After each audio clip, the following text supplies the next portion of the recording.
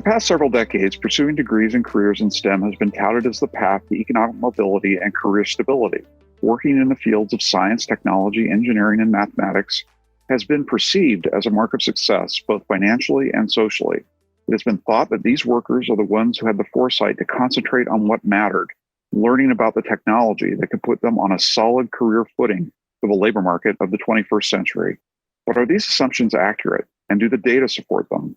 Do women and minorities in STEM occupations do as well as white men? And how do community college degrees stack up against a bachelor's level education? To investigate these questions, my AEI colleague Dan Cox and I partnered with Reuters Ipsos on a survey designed to gain a greater understanding of the financial outcomes, barriers, and longevity of careers in STEM. The results were mixed.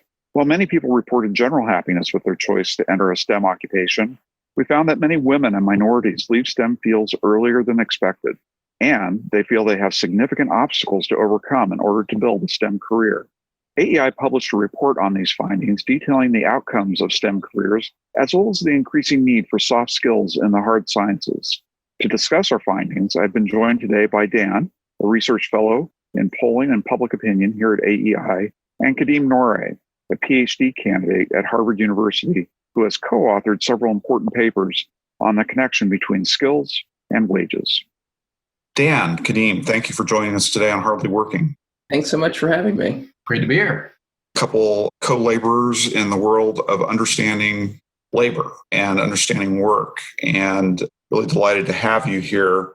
I thought it'd be helpful if we started out this conversation just sort of addressing the theoretical basis for the survey. And I'll set that up just by explaining that I was really struck by a couple papers that, Kadeem, you contributed to, along with David Deming at Harvard University, on the value of non-cognitive skills in the workforce. I'd like you to walk us through that research, why you did it, why you and David did it, what you've learned along the way, because I know that it's morphed a bit as you've come to a better understanding of the data. But tell us what you found in your research as to the value and place of non-cognitive skills and kind of what's happening in the STEM workforce.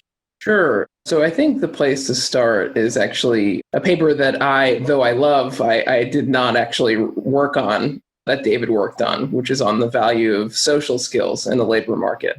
So this conversation, we're going to use social skills and non-cognitive skills kind of interchangeably. Is that right or not? Well, so I think the way to think about it is social skills are one of many non-cognitive skills. When people say non-cognitive skills in the discipline of economics that I come from, typically what they mean is things that aren't very well measured by cognitive tests, IQ tests, and sort of most achievement tests that we have in schools. And so that can be things like hard work and, conscientiousness, but social skills sort of narrows in on the interpersonal component. Do you do a good job of working in groups? Do you do a good job of communicating? That kind of stuff. So the paper that sort of got me interested in this was David Deming's paper in the Quarterly Journal of Economics 2017. Basically, what he finds is that occupations that are social skill intensive, so that require that people communicate, work in teams, that they've been growing quite rapidly in employment share since 2000, whereas occupations in some of the more technical and cognitive intensive fields, STEM occupations, have been growing quite slowly in comparison, especially post-2000. And so that result was shocking, especially given the standard narrative that you hear in most periodicals. I think every year there's like a New York Times piece that sort of talks about which majors earn the most and STEM jobs are usually near the top. That it sort of created this puzzle. Why is it the case that STEM jobs don't seem to be growing at the rate you'd expect, given how positive people talk about them? This led us to a separate project, which looked at STEM more in particular. And so we redocumented this fact that STEM jobs aren't growing at a very fast rate post-2000. But then we also noticed this fact, which was the returns to STEM diminish over the life cycle. And so what I mean by that is if you get a STEM degree and you go into a STEM occupation, you might make upwards of 50% more than people who go into other fields at the start of when you go into the labor market, so around 23, just after college. But by the time you reach your mid-30s, that return goes down by roughly half. We go on to find that one thing that's pretty unique about STEM occupations, and particularly applied occupations like computer science and engineering, is that there are also occupations where the rate of skill change, so the rate at which new skills are being asked of people who work in those occupations and old skills are becoming obsolete, is very high. And so we document that using the universe of online job postings, a data set that's collected by a company called Burning Glass. And it turns out that every occupation, or almost every occupation that has a very fast rate of change in skills, also exhibits this pattern of high relative earnings when you're young that diminish over the life cycle. And so this led us to conclude a couple of things. It seems like some of these very technology-intensive occupations, because they're on the technological frontier, things are changing quite a bit. New programming languages are coming. There's a lot of innovation. And that's great. That's something that people love, innovation, and I think STEM workers contribute to that a lot. One of the costs is that in those fields that are really technology-intensive, the workers who happen to be caught in the middle of their career and without lots of educational opportunities, who don't know these new skills, have to retrain or ultimately oftentimes end up leaving the occupation. And so this is the story that we try and argue for in our paper, that this seems to be what's explaining the declining returns to being in STEM over the life cycle. Just to clarify that a bit, because earlier in your research, there was this sort of concern that people were actually leaving STEM field. Mm-hmm. Has that turned out to be the case? As they age in the workforce, they kind of depart and go do something else. So from age 25 to roughly age 45, you see an 18% reduction in the people who start in STEM versus leaving. So about 18% leave STEM occupations.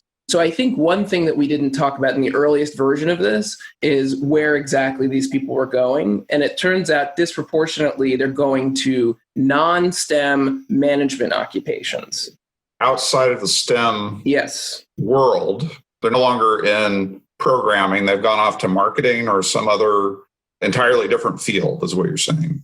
Right. And disproportionately in management occupations in other fields. And this is something that I think has, at least people have speculated about for a while. Oftentimes people will go into STEM when they're young and earn some money because there's a high premium, and then they'll leave for something that's a little bit more remunerative, that is like a management occupation. I think what's surprising is that even though a disproportionate number leave STEM and go into management occupations, there still is this depressed earnings premium for all STEM majors, which includes those people that leave, which means that the returns that they get from moving do not fully compensate for the losses that other people get when they stay. And so even though there is this sort of group of people who leave and go into management occupations, it's not the vast majority, is really the way that I should put that. Very interesting. I want to come back to that when we talk about the people who stay and kind of their attitudes appear to shift over time about their skill sets. So, Dan, you are our guru for all things related to public opinion polling and survey construction and all the technical side. You're not an expert in STEM. You're an expert in trying to get people to tell you what they're doing and why they're doing it. So tell us how you and your team kind of put this survey together. Yes. So for everyone listening, I am not a labor economist. I am a pollster and have done public opinion research of a variety of types over a number of years. And I will say that this was one of the most complex questionnaire design and instruments I've ever had the pleasure of working on. So kudos to you, Brent. A pleasure. Underline the word pleasure there. So I think the first decision that we had, and it was an important one that we made, is just understanding the universe of folks that we wanted to talk to. A few years ago, the Pew Research Center did a survey of STEM workers, and we toyed around with the idea of doing a STEM worker survey, but for a couple important reasons, we decided to do a survey people with STEM education backgrounds. For one, if we were only talking to STEM workers, we couldn't really understand and appreciate the views of people who left. Because we'd only be talking about people who are currently engaged in that field. And we really wanted to get a sense of who was leaving and why. So I think that makes the study a little bit different from other things that are out there. And the other thing is, like, once we decided this was a group that we wanted to talk to, we had to figure out how to identify them. So we worked with a great outfit called Ipsos. They run a probability-based panel, and that allows us to get a national representative sample of people with STEM education backgrounds. And we had a couple of different questions so that we could include people who had associate's degrees or bachelor's degrees or advanced degrees. And then we actually asked people, not only did you have a STEM background in terms of your education, and we gave some examples like computer science, biology, physics, information technology. And then we actually asked people what their degree was in to make sure that no one got through that we didn't think should get through. And lo and behold, a few people did. So we removed some like nursing students and other folks who don't fit the conventional definition. And so that's how we did it. We ended up with a sample of 1,400 folks. It was a really, really interesting study that I am still very excited to be a part of. So we've got this universe. We've got the theoretical basis of the Deming-Noray research on this, which is there's something going on in terms of both wages, skill decay, and exits in the STEM workforce that we're interested in. And then you went out and you built the sample of people along with Reuters Ipsos to get us, a nationally representative picture of people with STEM degrees, all the way from associates up to advanced degrees. And why don't you walk us through a few of the high-level findings? What were the key items that we found? Because some of them were surprising and some of them were actually pretty encouraging in terms of the STEM workforce and its satisfaction. Yeah, so one of the nice things about this project is I came here, with an absolute blank slate, having, little experience or exposure to STEM other than my older brother who has a PhD in this stuff and works at Google now. So that's like the extent of my connection to STEM and workforce issues. So one of the really cool things was I got to actually learn a lot by being part of this project. And we saw, in the findings, some significant results that I think were sort of in tune with what I thought, and some stuff that I think contradicted at least my own expectations. So, for instance, a large majority of STEM workers were satisfied in their jobs. 95% in fact said that it would recommend STEM career to a young person. At the same time, there's significant concerns about feeling that you're not valued by employers in terms of being replaceable, feeling competition from other coworkers. And again, I think a lot of it has to do with building up skills as well, sort of like that pressure to always be learning and growing your skill set. And I think I'm going to throw in an anecdote here, which I never get to do as a pollster. When my brother got his PhD at University of Michigan in computer science, went to Google, who was then hiring like crazy. This was back in 2005. He got there so he had never been in the workforce, and he was like, I think approaching 30. And Google was at the time hiring like crazy, all these BAs and BSs. And he's like, these kids know way more than I did. I did a PhD. I focused on AI. And he's like, they know so much more than I do. Even in the time when I started my PhD to end in my PhD, there's new things that came along that I was not exposed to, that I had to learn. And so I think he felt that pretty viscerally, that I've got to sort of stay on top of this, even though I'm just starting out in my career. He's still there, so obviously things worked out. But I think it goes to that broader point that people in this field, I think, do face a lot of pressure to adapt, to evolve, to grow their skill set. And so I think that's part of why we're seeing some of these discontinuities between people overall feeling satisfied, but then also feeling some external pressure. The other things I think were consistent with my expectations anyway, is we saw a significant gender gap and a race gap on some of these things where women said they face more obstacles in STEM than other fields. African Americans were more likely to say that they faced obstacles as well. But really interesting, I was not expecting the education divide. Perhaps I should have. That associate degree holders were generally less satisfied than folks with higher levels of education. And one of the things I will sort of wildly speculate, the survey didn't probe this, but to the extent that people in associate's degrees are maybe being funneled into a STEM track where they really didn't have as much interest in doing it. So perhaps, but people are saying, no, this is how you get ahead. This is how you earn money. And so I would be really interested, and maybe sort of jumping down to the later part of our conversation, but like in understanding better, like, yeah, is it that people are saying this is the golden key to gainful employment? And then when they get there, like, this is not consistent with my expectations or what I wanted. I'm disappointed in terms of my earnings or the kind of work I'm doing. We had a really interesting question about whether people get a sense of identity from their work.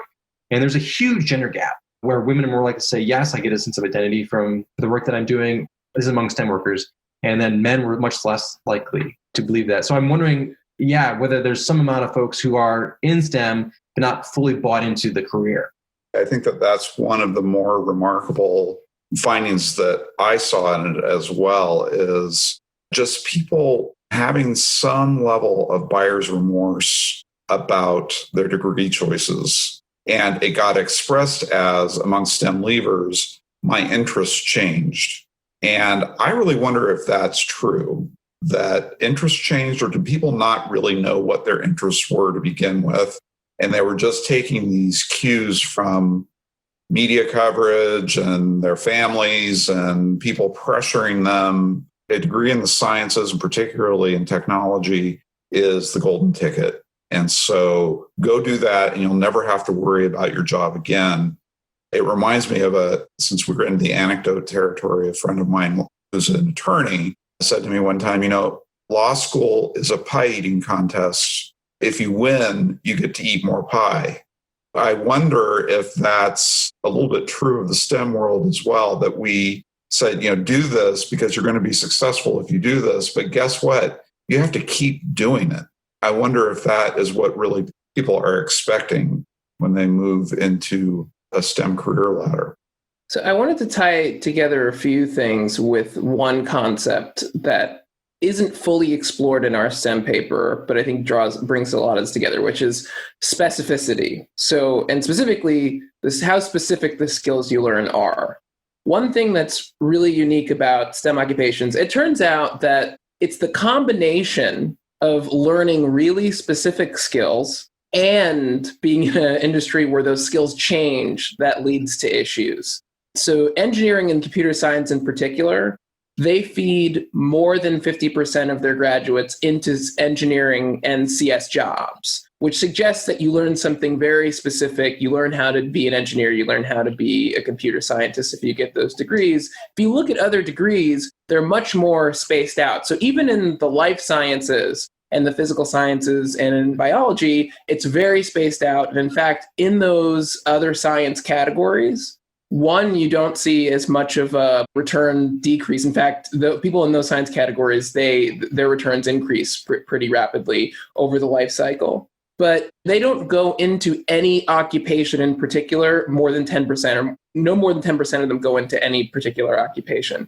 I wanted to highlight this because what you were saying about associate's degrees versus BAs, my understanding about if you do science and you get an associate's, oftentimes it's much more like vocational training where it's highly specific. Where if you do science and you have a 4-year college degree, you have more opportunities to gain a broader range of skills, which might then make it easier for you to either move up in STEM. So maybe you have some of these abilities to do management type things in STEM because you're a little broader, or give you better opportunities to be able to transition successfully.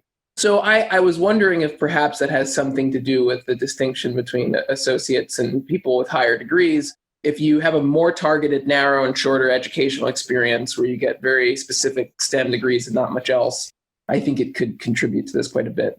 That's a really important point, and it's something that has a direct connection to kind of policy-related issues because, you've got United States senators and presidential candidates and people walking around saying, forget about the philosophy degree and forget about 4-year degrees generally because they're not a good investment.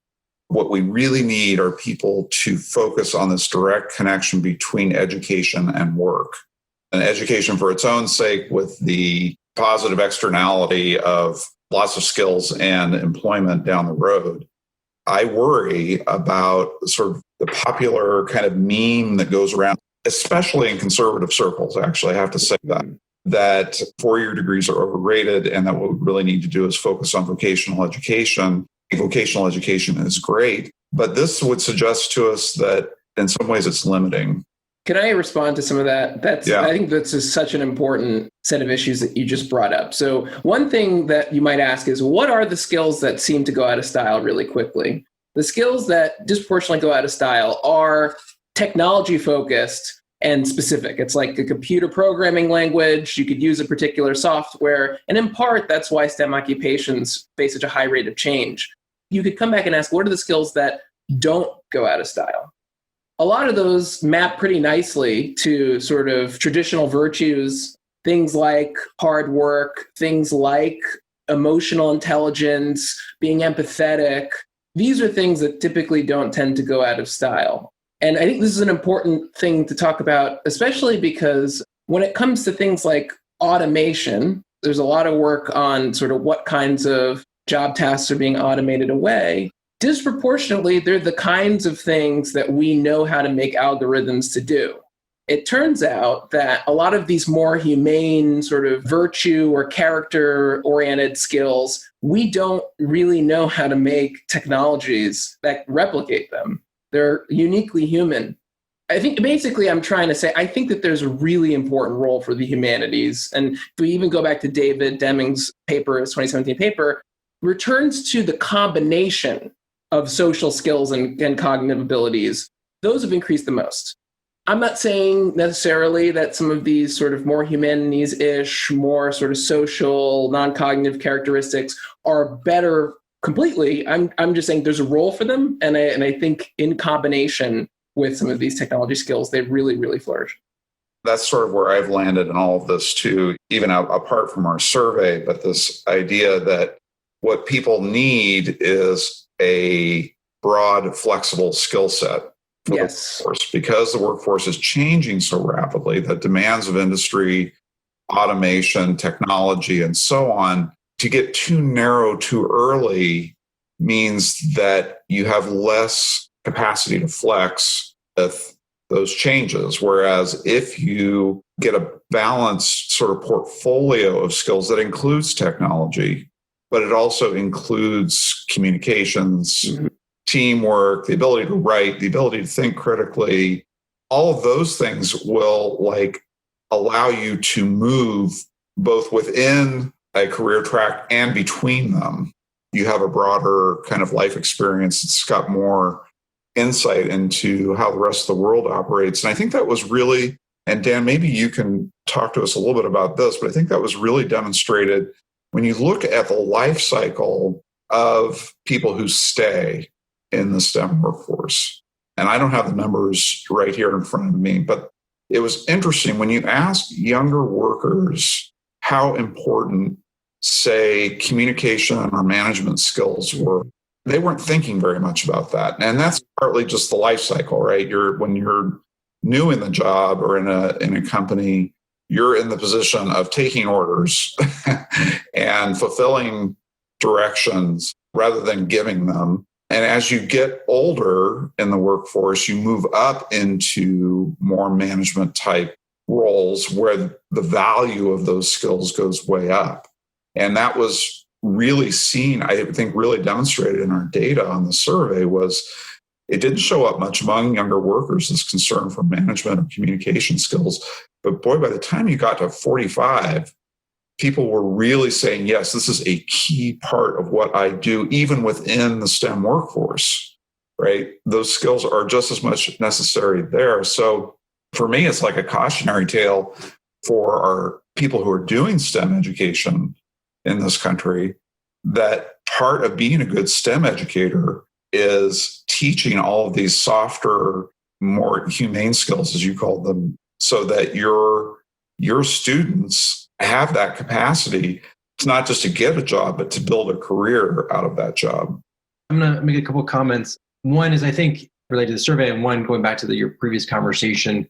Something else I think was really interesting in the poll was that we found that most STEM workers are working collaboratively. So, ideas or images of the lonely programmer just typing away in a dark room is not the reality for most STEM workers, at least that we found. And so I think there's a sense that I think some expectations that people have for when they enter the field are different than once they sort of rubber hits the road, they sort of see the reality to it. And I think that's probably, related to some people opting out. And the other thing I think is really important, I just ran a survey recently of college students. And one of the things that we asked them was, what are the most important priorities for your school to do? This is in the context of COVID, and the folks are interested in online education. Not surprisingly, a lot of students are not overly interested in it. But what they are really interested in is guidance. They want help picking majors. They want help thinking about career options. The question is where are they getting that information? Are they getting it from, people who spend a lifetime in academia? No criticism of that. My whole family is in academia or has been. But I don't think those are the best people to sometimes provide those answers about, what are the skills that are necessary? What will employers value? What's the best way to sort of set yourself up for a career? Because unlike, I think, my generation and previous generations that may have had a little more idealized version of what higher education should be, students now going in, I think because of the imminent educational debt that a lot of them take on, are thinking about jobs. Freshmen, sophomore years, are thinking about lining up internships. And something that in my cohort, which was the early 2000s, I think we never really talked about. We never really prioritized. I didn't know anyone who went to the Career Counseling Center when I was at school, but may have say something about my circle of friends. But I think that's really different. It's really changing, that students are really wanting to have someone give them some guidance in terms of how to sort of think about, how they should line themselves up for a future career and, what's valuable. Any intervention needs to think about who these students listening to, parents, friends, and find ways to convey that information from people in industry or others. I think that's an incredibly important point. And I think part of it goes back to something Brent said. We kind of don't have a great sense, at least as researchers, about what should you study if you want to insure yourself against the risk of occupational change. I think something that's a little bit unique about the period that we're in right now is that we're in a period where work is changing a lot. There's a lot of AI technology coming into the labor force that is changing work in particular. The only thing that experts can agree on is that work is going to change a lot. Exactly how it's going to change is somewhat up for debate. Exactly when it's going to change is up for debate. I always framed it as it's a really big bummer that if a kid were to come to me who's a freshman and say, what should I choose given the fact that there's going to be a lot of change coming up? And I'm like, we don't know. That's not a study that has been done. And I think that's depressing. I can say a couple of things. I mean, I think certain things, conscientiousness, make sure you show up on time. But these are all things that it's I don't even really know how much you need college to get those skills. And I'm not sure what classes you take to get them either. So. Yeah, no, I completely agree. I think that's a matrix of skills that gets laid down pretty early in life. It's usually if you've gotten to college and you're succeeding in college, you probably have them already to some degree, because college is a challenging experience that requires some perseverance. I almost think that we need to flip the question around and help kids to ask a different kind of question, which is not, how do I make myself relevant to the workforce? I think that's the wrong question because of all the uncertainties. And frankly, I think it's the wrong question because we're dealing with human beings that have their own principle of motion or principle of movement here. They have their own drives, their own interests. It'd be a far better question to ask people, both from the standpoint of vindicating and helping them to become the person that they are built to be, but also from a very practical standpoint, what do you want to do? What are you really rigged out to be? What do you enjoy? And those questions get shunted aside as being irrelevant. I think they're the most relevant questions in terms of building a successful life, because I've told this story in a number of settings, but I'll tell it here. I needed some furniture moved to my house a couple of years ago, and I put a notice out in Craigslist or something. And guy calls me up and says, "Yeah, I'm home. It's Christmas time, and I'm home, and I'm interested in helping you." And so he came over, and we started talking about his life and what he was doing, and he was going to a very prominent Northeast liberal arts school. And I said, "Oh, that's interesting. What are you majoring in?" He said, "I'm majoring in computer science." And then there was kind of a pause, and he said, "And I'm minoring in philosophy." I said, that's a really interesting combination. And he said, well, to be honest, he said, I would major in philosophy, but my parents will only pay for a degree in computer science. And I thought that story encapsulates so much of the struggle that today's students face. We all got scared with the meltdown in 2008 and 2009, and every middle-class parent in America said, that's not going to be my kid at the Starbucks after they've gotten their degree. We're going to make sure that they get a degree in something that is connected to a career so that the parents don't have to worry about their kids coming back and living in their basement and failure to launch and all of that. And I think that that anxiety that we have sort of imposed on people, on our children about their futures is what has created in part this pressure. And it goes back to that thing that I just said, like, what are you built to do? If you're interested in philosophy, maybe you should be thinking about teaching. Maybe you should be thinking about something that will provide you the psychic income to go along with the monetary income, because as we know, happiness as it relates to money tops out pretty early in your career. For most people, like you get up to $70,000 a year. And really the additional money beyond that is like, it's nice, everybody loves it, but it doesn't add much to satisfaction in career or in life. So anyway, that's kind of my sermon on this, is that I just think we're pushing too many people into this domain, not because we think it's good for them, but because it reduces the likelihood that they're going to be a burden to us as parents later on. Can I comment on that real quick? Sure.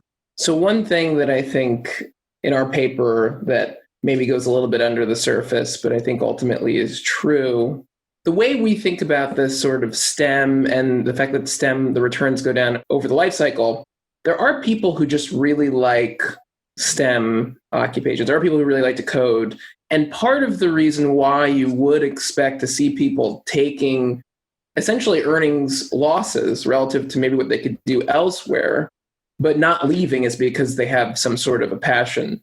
Really, all I want to say, the earnings is only one facet. It happens to be what we can measure, and so what we talk about in our paper, but it's not the only thing that matters, which I think is a big part of what you were just saying.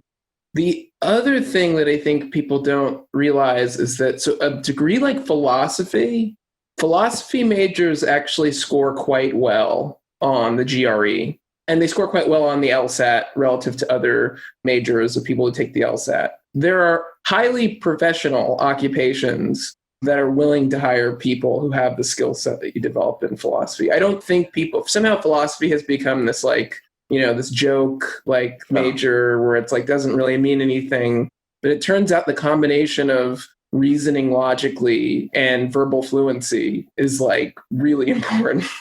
And so, it oftentimes surprises me when people use that as the example. I think that there are other disciplines where maybe it'd be easier to use as an example because it's not clear to me that you're getting exactly those skills. So I think some, certain English departments you can get through and you could not necessarily learn how to reason super well. And you could read also a very niche select group of books that aren't even necessarily representative of values and morals that end up helping you later in life. So that's possible. I'm not saying that's not possible, but I think how practically useful some of these skills are gets left out of the conversation.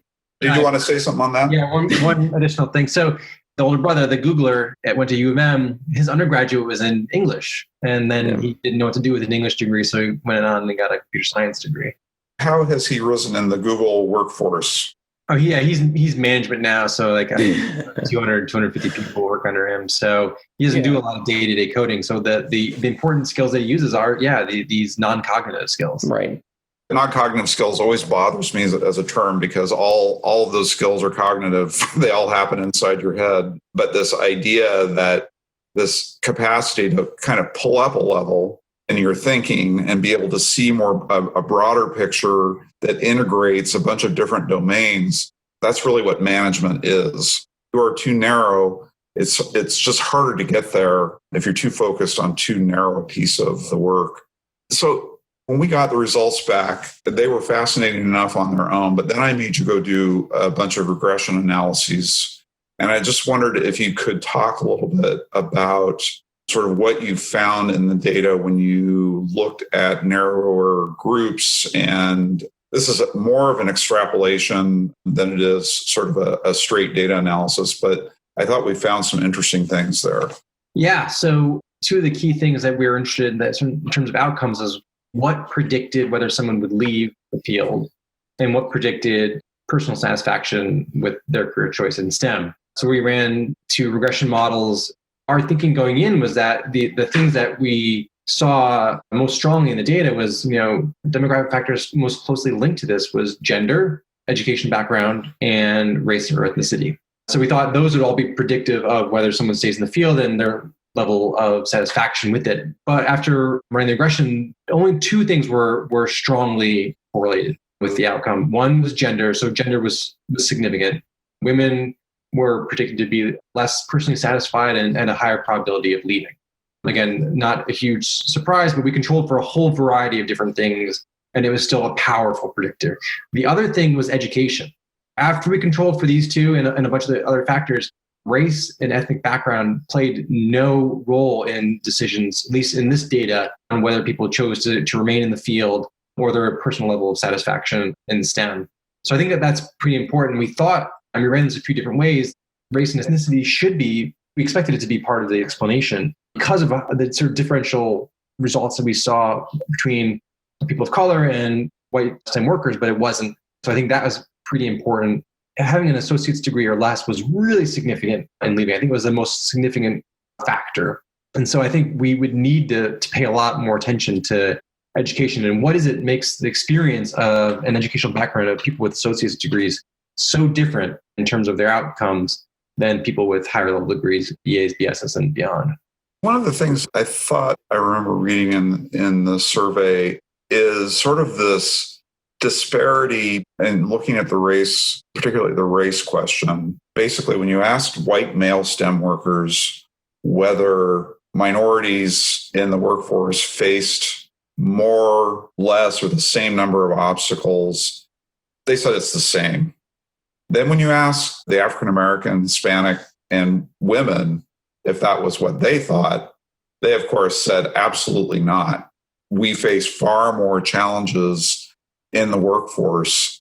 I think it's really interesting. It's pretty troubling that there would be such a wide gap in perception. And I think it goes to some of what we've been hearing out of, particularly in the computer science world, of concerns about the homogeneous nature of the field and how that influences the development of technology. If we're serious about, not winding up with algorithms that come up with some really extraordinarily obtuse kinds of analyses of data, those voices really have to be represented. And I don't know if either of you have any thoughts on that or anything from the data that you want to reflect on, but I found it really kind of concerning. I want to add, it's not data-driven per se, but it is sort of adding some economic reasoning to some of this. First, to the results that Dan found, that race doesn't really seem to impact or be a predictor of whether or not, was it that whether or not you leave or whether or not you're unsatisfied? In both models. So in both models. Both outcomes. It was, equally not likely to, and that's just one, so that's just based on one data set. So the one thing that I want to say as a Black guy with a physics undergrad degree, I feel like maybe I can talk about this somewhat intelligently.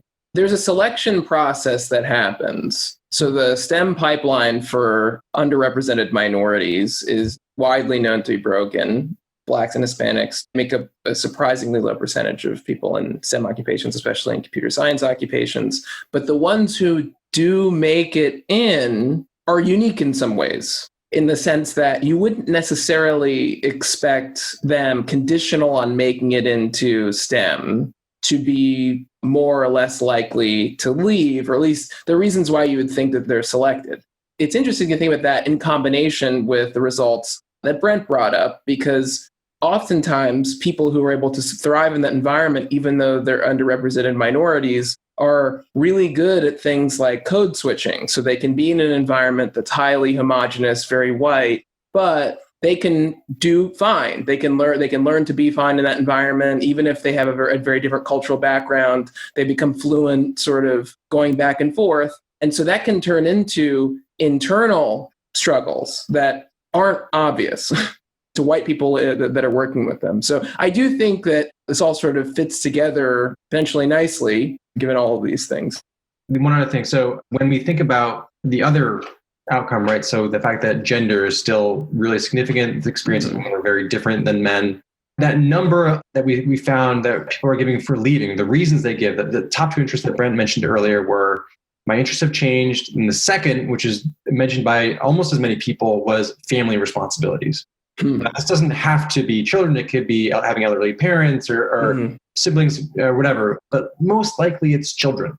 It makes sense that given our culture and sort of still uneven childcare responsibilities, and I think COVID-19 crisis has brought this out in a way that, men are still not doing, and I say this as a father, still not doing as much domestic labor as women. And I think for folks in a very demanding STEM field, it would absolutely be understandable that it would be a precipitating factor for people leaving or opting to a different career track. I certainly remember, and again, this is not my field, stories of Amazon workers who management, like C-level, sort of saying, hey, I'm opting out. The hours are ridiculous. The demands are ridiculous. I haven't seen my kids in a week because I get home at 9 p.m. every day. And that's obviously all anecdotal. But I do think the culture at a lot of these high-level tech firms is not conducive to family life, based on an outsider's perspective. The only thing I would layer on top of this, and the why on the gender side that I think it's a problem, and I don't want to get into a stereotyping in saying this, because I think that there are men who can be very nurturing, and women obviously can be very nurturing.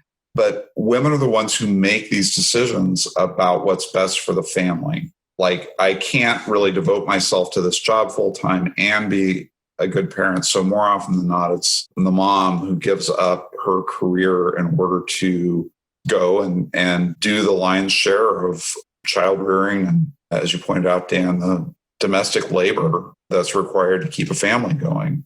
That's an area that I think I'd like to explore more somehow in this, is what happens to a workforce as influential as technology, and particularly computer science, when you don't have enough women in it, and bringing that distinct perspective to the development of these incredibly powerful and influential tools that we're creating through advanced computer science. I mean, the motto in Silicon Valley, as I understand it, is move fast and break things. And that's sort of the ethos of the high-tech world.